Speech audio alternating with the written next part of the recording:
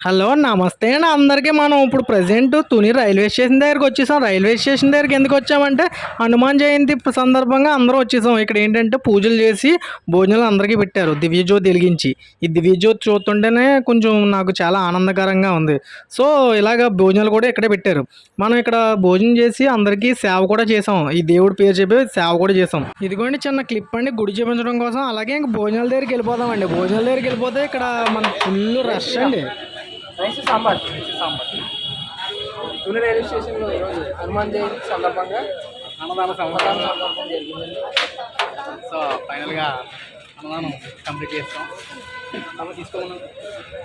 ఇక్కడ స్పెషల్స్ ఏంటంటే పులిహోర, చక్కెర పొంగలి, బిర్యానీ అన్నీ ఉన్నాయండి. సో హనుమాన్ జయంతి కదా, వెజ్ బిర్యానీ అండి. అందుకే లాస్ట్గా అయినా చూసారా జనాలు తగ్గలేదు. 11 గంటలకే స్టార్టింగ్ 11 గంటల నుంచి స్టార్టింగ్ 3 అయిపోతుంది. 3 అవుతుంది. అయినా జనాలు తగ్గలేదు. ఇంతటి గొప్ప అన్నదాన కార్యక్రమంలో నేను పాల్గొనడం నాకు ఎంతో ఆనందంగా అదృష్టంగా భావిస్తున్నాను. ఎందుకంటే ఇంతటి గొప్ప అన్నదాన కార్యక్రమంలో సేవ చేసినా సరే చాలా చాలా పుణ్యం. ఇక్కడ భోజనం చేయడానికి వచ్చిన వాళ్ళందరూ కూర్చోవడానికి అలాగే నించోవడానికి అందరికీ ఆ సదుపాయాలు కల్పించాం. అలాగే అందరికీ జై శ్రీరామ్, జై జై శ్రీరామ్.